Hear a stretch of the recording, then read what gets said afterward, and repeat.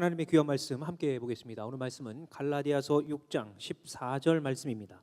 하나님의 귀한 말씀 우리 합독하여 주의 말씀 봉독하도록 하겠습니다. 시작. 그러나 내게는 우리 주 예수 그리스도의 십자가 외에 결코 자랑할 것이 없으니 그리스도로 말미암아 세상이 나를 대하여 십자가에 못 박히고 내가 또한 세상을 대하여 그러하니라. 아멘. 시온 찬양대 찬양이 쓴 후에 담임 목사님 나오셔서 십자가를 자랑하라 라는 제목으로 말씀을 선포해 주시겠습니다.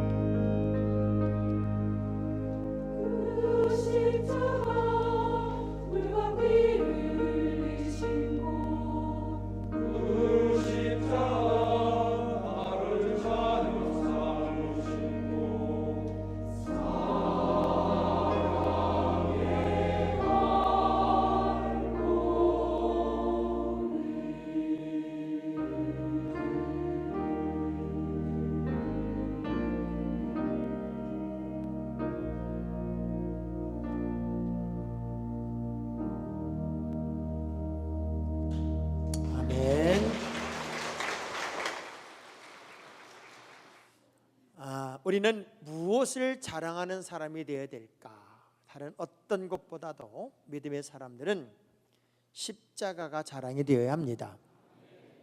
자랑거리가 있는 사람은요, 누가 물어보지 않아도, 누가 이야기하지 않아도 내가 자랑하고 싶은 그것을 그렇게 이야기합니다. 저도 오늘 보니까 우리 아이들 자랑을 누구를 만날 때마다 하고 있더라고요.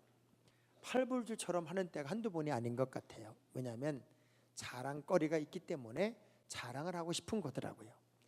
예수 안에 사는 사람들은 십자가가 자랑이 돼야 되고, 또 십자가가 기쁨이 돼야 되고, 십자가가 감사가 돼야 되는데, 각 나라에 많은 국기가 있어요. 그런데 이 십자가 마크를 달고 있는 그 나라들의 국기가 많이 있습니다. 그 중에 덴마크라고 하는 나라는 빨간 붉은색 바탕 위에 하얀 십자가가 국기입니다.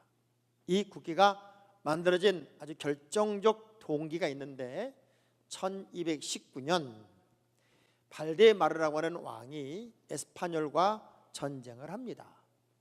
근데 모든 면에서 열세예요.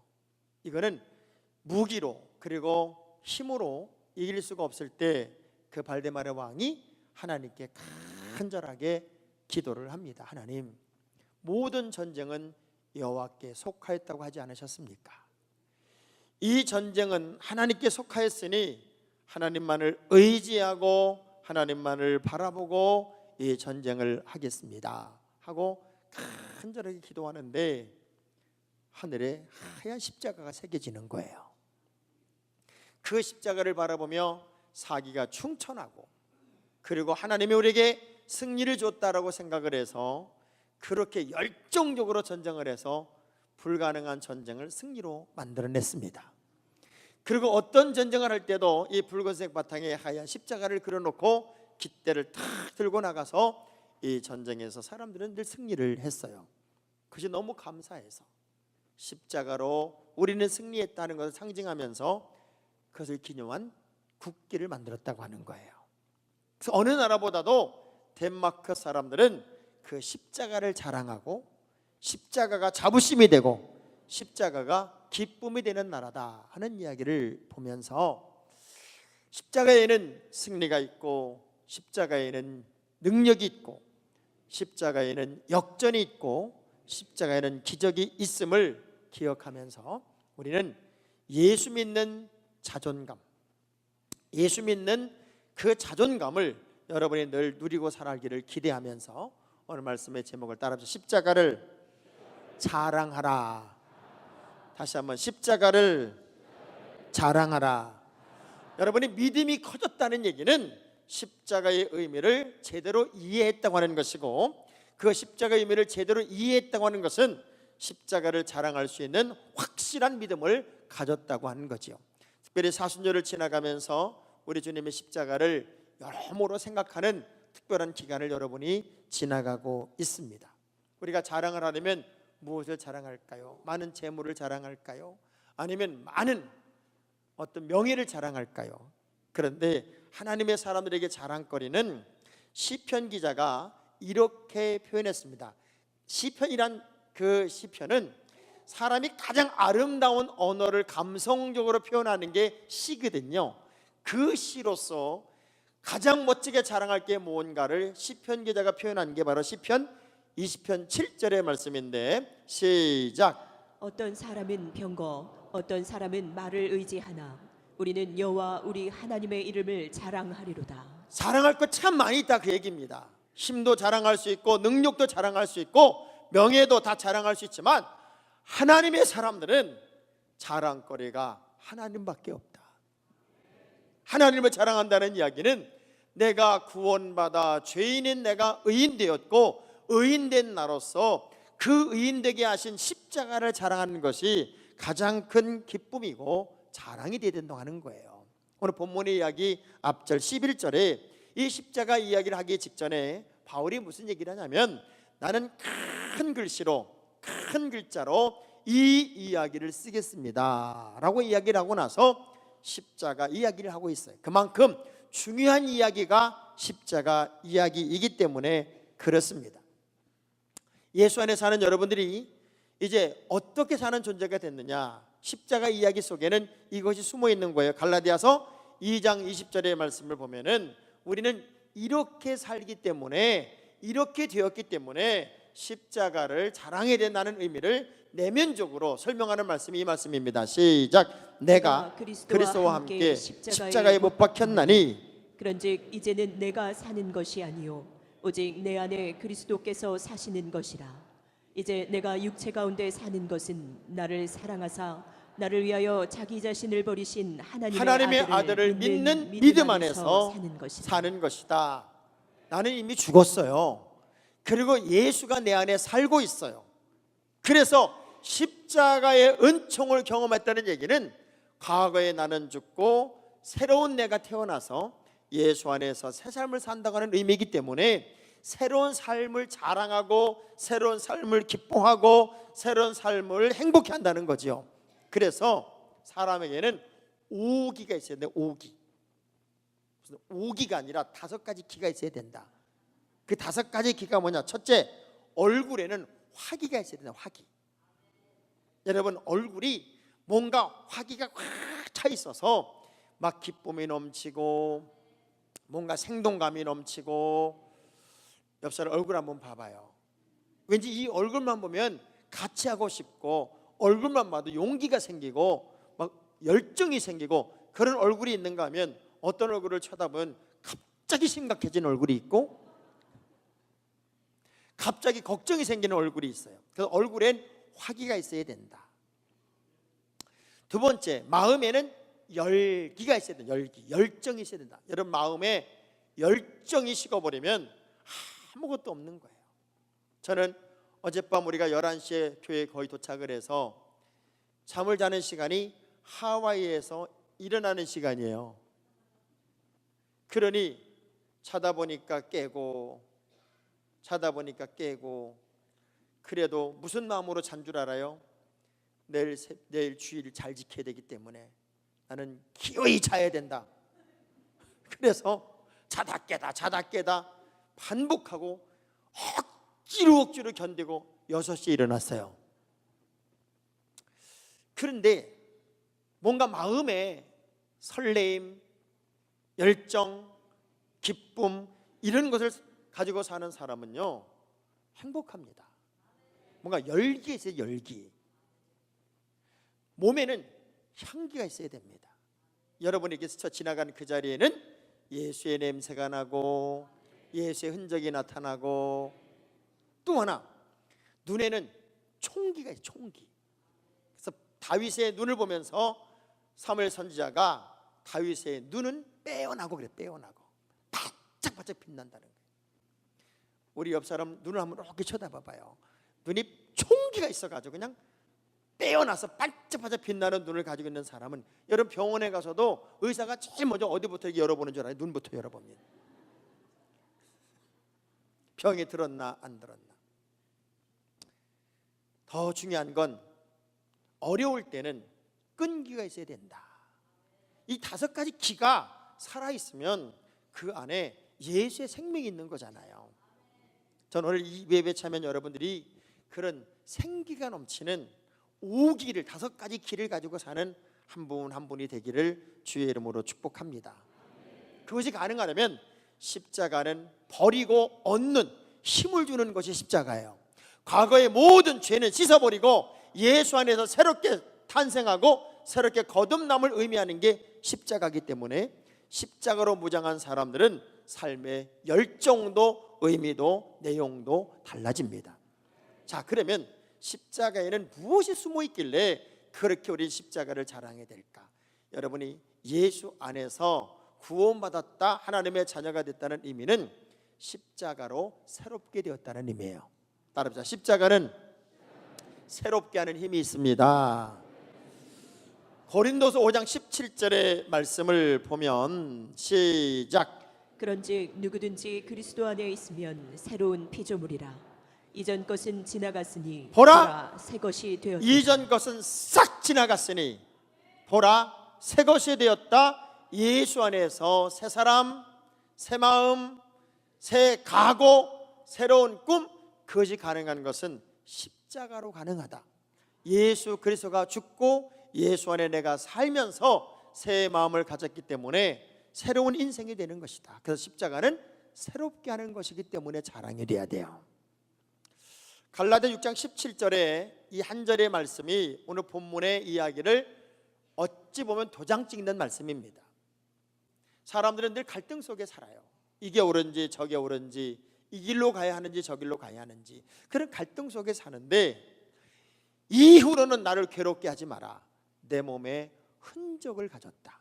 내가 스티그마 도장을 찍었다. 그 흔적이 뭔가 봤더니 십자가의 은총이에요. 그래서 십자가로 말미암아 구원의 감격을 경험한 모든 사람들은 이미 과거의 내가 아니라 예수 안에 새로워진 새로운 삶을 사는 사람이기 때문에 새롭다는 것은 기분 좋은 겁니다. 우리 교인들이 이번에 40명이 하와이 대성에 참석을 했어요. 하와이는 미세먼지란 말조차가 없더라고요. 미세먼지가 뭔지를 몰라요, 거기는. 그러면서 하와이 교민들이 그렇게 우리를 걱정해요. 우리는 일주일 동안 거기 있으면서 미세먼지 걱정을 하나도 안 하고 살았는데 어느 한 끼 점심을 먹는 순간에 고깃집 뷔페를 들어갔는데 잘못 들어간 거예요. 여행사 잘못해서 엉터리 식당을 데려가는 바람에 교인들이 입이 대빨이 나왔어요. 160명이 100명도 수용 못하는 식당에 들어갔으니 얼마나 화가 났겠어요. 그래서 저녁 예배에 왔는데 전부 다 입이 이렇게 나와 있더라고요. 아무리 좋은 걸 봤어도 하나가 걸리니까 꽁 하고 걸려 있더라고요. 제가 설교하다가 여러분, 고기의 문제가 아닙니다. 공기의 문제입니다. 고기는 제대로 못 먹었어도 이 신선한 공기를 마셨으니 그것마저도 넘어야 됩니다 하는 순간에 싹 풀어졌어. 사람은 어떻게 생각하느냐가 자신의 미래가 되고 자신의 가치를 만드는 힘이 됩니다. 십자가를 제대로 이해하고 십자가를 붙잡고 가는 사람들은 사사로운 것들의 발목을 잡히지 않는다는 거예요. 새로운 하나님의 사람으로서의 길을 갈 수 있다고 하는 거지요. 로마서 6장 6절은 그 의미를 구체적으로 이렇게 설명을 했어요. 시작. 우리가 알거니와 우리의 옛사람이 예수와 함께 십자가에 못 박힌 것은 죄의 몸이 죽어 다시는 우리가 죄에게 다시는 죄의 종로로 타지 않는다. 다시는 과거에 얽매이지 않는다. 이제는 새 사람으로서 새로운 길을 간다. 참 놀랍죠? 노아는 홍수 속에서 무지개를 봅니다. 야곱은 광야에서 두려움에 떨지만 천사를 봅니다. 요셉은 감옥에서 미래를 보고 다니엘은 사자굴 속에서 희망을 꿈꿉니다. 모두가 절망이라고 하는 그 순간이 오히려 참 믿음의 사람들에게는 희망을 이야기하는 시간이고 내일을 설렘으로 꿈꾸는 시간이에요. 그래서 우리는 언제나 새로움에 도전하고 새로운 꿈을 꾸고 새로운 희망을 이야기하는 사람들이어서 십자가는 우리를 새롭게 하는 힘이고 십자가는 우리를 새 사람으로 가게 하는 길이고 십자가는 우리의 마음을 새로운 마음으로 조종하는 힘임을 알기 때문에 우리는 그 십자가를 자랑합니다. 자, 두 손을 가슴에 대고 나는 새롭게 하는 십자가를 자랑하겠습니다. 이 십자가는 또 어떤 의미를 갖나 봤더니 세상을 이기게 합니다. 사람들은 십자가로 예수를 죽이게 했어요. 그래서 모든 십자가 형벌은 사망이에요. 끝이에요. 더 이상 희망을 이야기할 수 없어요. 그런데 예수님은 십자가로 승리를 만드셨어요. 모든 인류가 다 절망에 빠졌을 때 십자가 하나의 사건을 통해서 온 인류를 구원으로 바꾸셨으니까 십자가는 승리의 상징이기도 합니다. 그래서 옛날 영화를 보면요, 모든 귀신들이 십자가만 딱 갖다 들이대면 도망갔거든. 이렇게 십자가만 그려도 곁에 오지도 못했고 귀신들이 십자가를 그렇게 무서워했어. 근데 요즘 귀신 영화는 십자가를 안 무서워해. 왜? 그만큼 강팍해진 세상을 산다는 거예요. 영화 감독들도 이제 귀신들이 십자가로 안 도망갈 만큼 교인들이 십자가의 의미를 깊이 생각하지 않는다고 생각을 하는 거예요. 언제 여러분 집 앞에 귀신이 탁 들어오면 십자가를 딱 갖다 대보세요. 내가 생각할 때 도망갈 것 같아. 최근의 영화가 십자가의 가치를 점점 퇴색시켰지만 십자가는 이김의 상징이었고 십자가는 승리의 상징이었고 십자가는 역전의 상징이었습니다. 인생은 넘어야 할 강들, 넘어야 할 바다가 있어요. 그래서 성경은 3번에 걸쳐서 물을 넘는 이야기가 있습니다. 한 번은 홍해를 가르는 사건, 한 번은 야복강을 넘는 사건, 한 번은 요단강을 건너는 사건이에요. 이 3번의 물을 건너는 사건 속에서 우리는 뭘 봐요? 과거를 넘어야 되고 화해의 강을 넘어야 되고 언약의 강을 넘어야 돼요. 우리가 살아가는 동안에 수많은 부닥침이 있어요. 그러나 반드시 홍해도 갈라 넘어야 되고 야복강도 넘어야 되고 요단강도 넘어야 되는 것은 거기를 넘지 못하면 승리를 이야기할 수 없기 때문에 그래요. 세상이 십자가에 나를 못 박혔고 주님은 그래서 승리를 이야기했고 나 또한 주님 십자가 지실 때 죽어서 그분 부활할 때 진정한 부활을 이루어냈다면 여러분 또한 부활의 승리를 노래할 이유와 책임을 가지고 있다 그 얘기입니다. 이번에 하와이에 우리 김한자 권사님의 아들이 내외가 함께 왔어요. 젊은 친구예요. 그런데 지금 뉴저지에서 그야말로 성공 신화를 쓰고 있어요. 돈 한 푼 없이 호주에 갔어요. 그리고 그 집에 무상으로 살고 싶어서 개를 봐준다고 그러고 주인은 여행을 떠났어요. 공원에 개를 데리고 갔다가 개를 좀 풀어놔줘야 되겠다고 풀었는데 지나가는 트럭이 개를 치워버려요. 이건 말도 안 되는 보상을 배상을 해야 되고 이제 어떻게 할 수 없는 환경이 되었을 때 하나님께 기도해요. 그리고 끝까지 매달려서 역전의 이야기를 만들어요. 그리고 미국 뉴저지에 가서 태권도 사범으로 영주권을 신청을 하고 열심히 일을 하는데 도저히 영주권이 안 나와서 집을 다 팔고 이제 내일이면 다른 주로 떠나서 그 태권도 도장에 취업하기 위해서 다 정리를 했어요. 그런데 오늘 떠나야 되는 그날 눈이 1mm도 안 왔는데 비행기가 안 된다는 통보가 왔고 그 순간 지금 있는 도장에서도 영주권 신청이 가능하다는 통보를 받으면서 다시 뉴저지에 주저앉으면서 지금은 가장 큰 태권도 도장을 하고 아내는 뷰티샵을 인기 그 최고의 인기 도장과 최고의 인기 뷰티샵 사장님이 두 부부가 되어서 몰래 엄마가 한국에 돌아올 때 슬그머니 비즈니스로 업그레이드 시켜주더라고요. 단지 이번에 하와이 온 이유가 뭐냐를 물었을 때 이렇게 말해요. 목사님 말씀이 너무 듣고 싶었습니다. 그냥 목사님 말씀이 듣고 싶어서 그냥 부부가 왔다는 거예요. 그러면 우리 젊은 집사님 부부들에게 계속 그 말을 해요. 부럽습니다. 부럽습니다. 창학봉 목사님 말씀을 늘 듣고 있는 당신들이 부럽습니다. 이렇게 얘기를 하는데 우리 젊은 집사님들은 뭔가 감동을 안 해요.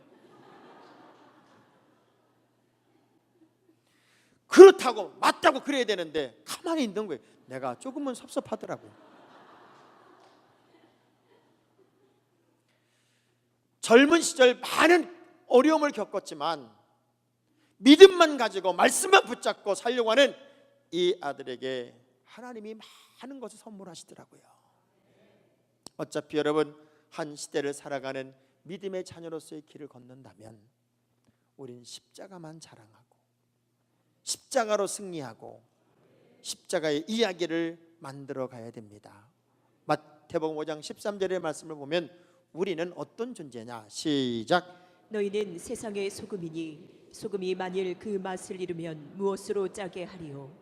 후에는 아무 쓸데없어 다만 밖에 버려져 사람에게 밟히리라. 가장 맛깔나는 인생으로 살아야 된다는 거예요. 가장 빛나는 인생으로 살아야 된다는 거예요. 그래서 예수 안에 진정한 승리를 경험하는 사람들은 가장 빛나게 살아야 되고 가장 맛깔나게 살아서 언제나 승리의 노래를 부르는 주인공이 되어야 할 줄로 믿습니다. 우리 주먹 불 끄지고 한번 따라합시다. 나는 맛깔나게 살아보겠습니다. 빛나게 살아보겠습니다. 여러분 그거 알아요? 게으른 사람한테는 돈이 따르지 않고요, 변명이 많은 사람한테는 발전이 없고요, 거짓말하는 사람한테는 희망이 없고요, 간사한 사람한테는 친구가 없고, 자기만 생각하는 사람한테는 사랑이 없으며, 비교하는 사람한테는 만족이 없어요. 우리가 어차피 살아가는데 우리는 그런 유치하게 사는 존재가 아니라 진짜 온전하고 완벽한 하나님의 사람으로 살아서 십자가를 자랑하며 십자가의 승리를 노래하는 큰 그릇이 여러분이 되기를 주의 이름으로 축복합니다. 그래서 십자가를 자랑하는 사람은 가치관이 바뀌어요. 삶의 의미와 내용을 바꾸고 산다는 거예요. 자, 어떤 분이 그런 얘기를 해요. 병 중에 가장 큰 최악의 병은 어떤 병일까 봤더니 사람이 주는 스트레스래. 병 중에 최고의 강한 병이 사람이 주는 스트레스. 그러니까 여러분이 누구한테 스트레스를 받는다는 얘기는요, 진짜 가장 큰 병을 받고 있는 거다, 그 얘기예요. 그러니까 저는 신앙생활하면서 누구한테도 스트레스 받지 말고 누구한테도 스트레스 주지 않았으면 좋겠어요. 근데 또 놀라운 건 최고의 약 중에 약이 뭔가 봤더니 사람이 주는 위로래요. 사람이 주는 위로. 예를 들면 이거죠. 부부가 살아가면서 늘 부인한테 스트레스를 받고 남편한테 스트레스를 받아요. 살면서 내가 당신하고 사는 게 기적이다, 내가 그때 너를 만나는 게 아니었어, 막 맨날 이러고 있다면 매일매일 살아가면서 얼마나 스트레스를 받겠어요. 그런데 아내가 이렇게 말합니다. 여보, 나는 당신을 만난 게 인생의 최고의 행복이야. 하나님이 어떻게 이렇게 좋은 신랑을 만나겠을까? 아멘 안 할 줄 알았어요 지금. 어떻게 이렇게 좋은 아내를 만나겠을까? 만약 그런 얘기를 아내나 남편이 듣는다면 얼마나 위로가 되고 힘이 되겠습니까? 제가 이전에 이야기했어요. 제가 하와이에 갔을 때 세계를 움직이는 힘 한인 디아스포라를 만나다의 주인공 중에 한 분이 최화섭 장로님이라는 분이었어요. 그분은 설교 시간에 이렇게 앉아서요 계속 웃어요. 그리고 사람을 만나면 그렇게 웃어요. 남들이 하하 웃고 말면 이 사람은 계속 웃음소리가 길어서 항상 그분의 웃음꼬리가 제일 길었어요. 저는 그분을 이렇게 보면서 돌았나? 좀 모자라나? 그런데 신기하게 그분이 제가 취재하는 5번째 인물이었어요. 그 집에 갔는데 세상에, 나는 세상에 태어나서 그렇게 좋은 집은 처음 봤어요. 하와이 최고의 펜트하우스예요. 펜트하우스. 우리 식으로 보면 100평이 넘는 집이더라고요. 이렇게 부자가 왜 이렇게 푸수처럼 웃고 살았지? 물었어요. 그분 얘기해요. 목사님, 저도 아내도 돈을 가장 많이 벌었던 30대 초반에 암에 걸렸습니다. 아내는 1년 만에 암투병하다 죽었고 자기는 극적으로 살았습니다. 그러면서 느꼈습니다. 다른 사람에게 스트레스를 받는 것이 암이 된다는 걸 알았고, 내가 남에게 스트레스를 주는 것도 그 사람에게 내가 암덩어리를 전하는 것과 똑같다는 생각을 했습니다. 그래서 나는 극적으로 내가 1년 만에 병원에 퇴원하면서 하나님과 약속을 했습니다. 누구라도 나를 보면 행복하게 하자. 나도 어떤 사람을 만나든 스트레스 받지 말자. 그 길은 웃는 것밖에 없다. 아무를 만나도 웃기 시작했대요. 그렇습니다. 웃는데 침 뱉는 사람이 없더래요. 그렇게 잘 웃는 사람, 그렇게 웃기 시작하면서 이번에 나중에 알고 보니까 어느 정도 재산이 가냐면 미국의 오픈뱅크 이사장이에요. 은행을 가지고 있는 분이에요. 하와이에, 제주도에, 알래스카에, LA에 그런 펜트하우스가 4채나 있어요. 돌아다니면서 사셔요. 그래서 그리조나 감리교회 교인들이 그분이 누군지를 잘 몰라. 그냥 장로님으로만 알았어. 제가 취재하면서 그분을 알고 나서 얘기했더니 깜짝 놀래. 전 여러분이 좀 웃었으면 좋겠어요. 이 설교를 들으면서도 지금 내 천자를 그리고 있고 속으로 어떤 분을 그래, 그놈은 좋겠다, 이런 사람이 있어요. 가치관을 바꾼다는 게 얼마나 멋진 것일까. 이번에 하와이에 갔던 한 교회, 성결교 한 교회가 있었어요. 그 교회는 전교인이 40명이에요. 전교인이 40명인데 39명이 왔어요. 한 명은 왜 못 왔냐? 아기 낳느라고 못 왔어요. 근데 그분 그 교회 얘기 들으면 저는 너무나 감동을 한 거예요. 왜냐하면 제가 목회를 시작할 때 우리 작은아버지 목사님이 이렇게 얘기하더라고요. 너 수만 명 수천 명 교인이 부흥됐다고 숫자보다 더 중요한 게 뭔 줄 아니? 기도원의 300용사가 중요하다. 가장 중요한 복음적인 목표를 정하고 하나님의 거룩한 일에 담임 목사가 갑시다라고 했을 때 너를 따라갈 수 있는 사람들이 정말 몇 명이냐가 진정한 부흥이야. 그런 목표로 성도들을 가르쳐라, 양육해라. 근데 그 목사님은 그래, 우린 일당 1000입니다 그래. 15억짜리 건물을 사서 이제 입당을 하는데 3억만 융자를 냈고 12억을 이미 끝냈어요. 이번에 39명이 오는데 한 사람이 여행경비를 다 냈어요.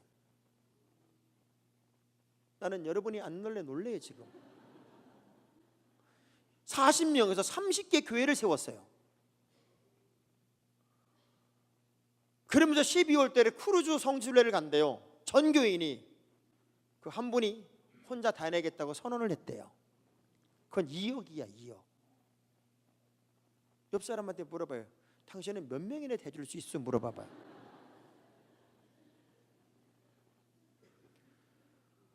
하나님의 영광스러운 일을 위해서 우리가 어떤 가치관을 가지고 살까, 어떤 목표점을 가지고 살까. 에베소서 2장 16절의 말씀을 보니까 또 십자가로 이 둘을 한 몸으로 하나님과 화목하게 하려 하심이라 원수된 것을 십자가로 소멸했다. 모든 가치가 무너졌어요. 원수된 것을 십자가로 소멸하셔서 우리 주님과 하나님과 화목하게 되었고 우리는 하나가 되었다는 거예요. 그래서 참 믿음의 길을 가는 사람들은 모든 가치관을 하나님께 두죠. 바나바처럼, 삭개오처럼, 바울처럼 물질의 한계도 넘고 하나님이 기뻐하는 일에 올인하는 거룩한 믿음의 길을 갈 수 있도록 하는 겁니다. 바울의 가장 큰 기쁨과 자랑은 십자가를 지는 것, 그리고 십자가를 자랑하는 것이었어요. 사순절 절기를 지나가면서 우리 크리스찬으로서의 여러분의 정체성을 다시 한번 점검해 보면서 우리 두 주먹 불 끈주고 한번 따라합시다. 나는 십자가를 자랑하겠습니다. 우리 옆 사람 악수하면서 우리 십자가를 자랑하십시다. 이 십자가의 의미가 어떤 사람에게는 미련한 것이 되고 어떤 사람에게는 능력이 됩니다. 고린도서 1장 18절의 말씀을 다 같이 한번 읽어볼게요. 시작. 십자가의 도가 멸망하는 자들에게는 미련한 것이요 구원을 받는 우리에게는 하나님의 능력이다. 구원 얻는 우리에게는 하나님의 능력입니다. 그럼 우리는 그 능력이신 십자가를 의지하고 십자가를 자랑하고 삽니다. 사람이 어떻게 살았는지를 알고 싶으면 이렇게 오늘 한번 해보래요. 여러분들이 아는 지인에게 단체 카톡을 보내는 거예요. 내가 사업에 망했네. 이제 길거리 쫓겨나게 생겼네. 아무것도 건진 게 없네. 이렇게 문자를 아는 지인들에게 딱 보냈을 때 과연 몇 명이서 밥이라도 한 끼 하세, 내가 밥이라도 한 끼 사겠네 라고 답장을 하는 사람이 도대체 몇 명일까? 그 몇 명일까가 내가 살아온 삶의 내용이더래요. 아무도 없어도 원망하지 말래요. 왜? 내가 그렇게 살았기 때문에. 오늘 우리 이따가 한번 싹 단체 문자를 한번 해보십시다. 나는 십자가에 죽었어요. 그리고 십자가로 구원 얻었어요. 죄인인 내가 십자가로 의인되었어요. 그리고 십자가는 나에게는 능력이에요. 그리고 나는 예수 안에 이제 사는 참 믿음의 자녀로서 십자가를 자랑하는 특별한 한 명이 되었어요. 우리 찬양을 함께 부르면서 하나님, 나도 우리 주님처럼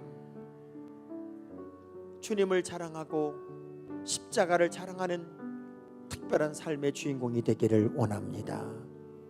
우리 두 손을 가슴에 대고 함께 찬양하겠습니다.